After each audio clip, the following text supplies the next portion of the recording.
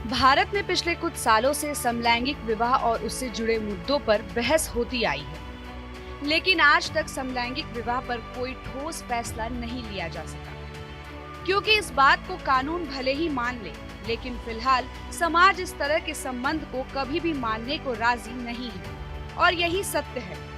साल 2018 में supreme court ने समलैंगिकता को अपराध की श्रेणी से तो बाहर कर दिया, लेकिन इसे विशेष विवाह की मान्यता नहीं मिल सकी, जिसके बाद समलैंगिक जोड़ों की तरफ से सुप्रीम कोर्ट में उनके विवाह के अधिकार को लागू करने के लिए अधिनियम 1954 के तहत समलैंगिक विवाह को मान्यता देने की मांग करने वाली जनहित याचिकाएं दायर की गई, जिनमें याचिकाकर्ताओं का कहना है कि समलैंगिक विवाह को मान्यता नहीं देना संविधान के अनुच्छेद 14 और 21 के तहत समानता और जीवन के अधिकार का उल्लंघन होगा।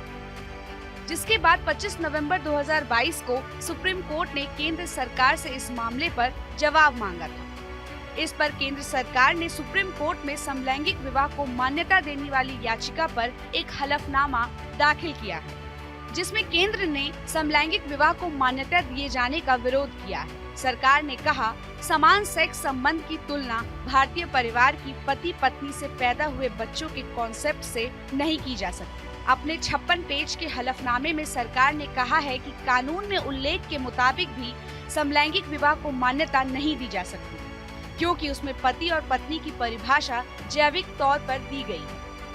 उसी के मुताबिक दोनों के कानूनी अधिकारों का भी हवाला दिया गया। समलैंगिक विवाह में विवाद की स्थिति में पति और पत्नी को कैसे अलग अलग माना जा सकेगा। केंद्र ने सभी समलैंगिक विवाह से जुड़ी 15 याचिकाओं का विरोध किया। सुप्रीम कोर्ट इस मामले में अगली सुनवाई सोमवार को करेगा। वैसे दुनिया के 33 देशों में समलैंगिक विवाह को मंजूरी मिल चुकी है। वहीं अभी तक एशियाई देशों में सिर्फ ताइवान ही एक ऐसा देश है जहां समलैंगिक विवाह कानूनी रूप से मान्य है। अब देखना ये होगा कि क्या सुप्रीम कोर्ट भारत में स्पेशल मैरिज एक्ट को मान्यता देगा या नहीं। Bureau report, news India digital.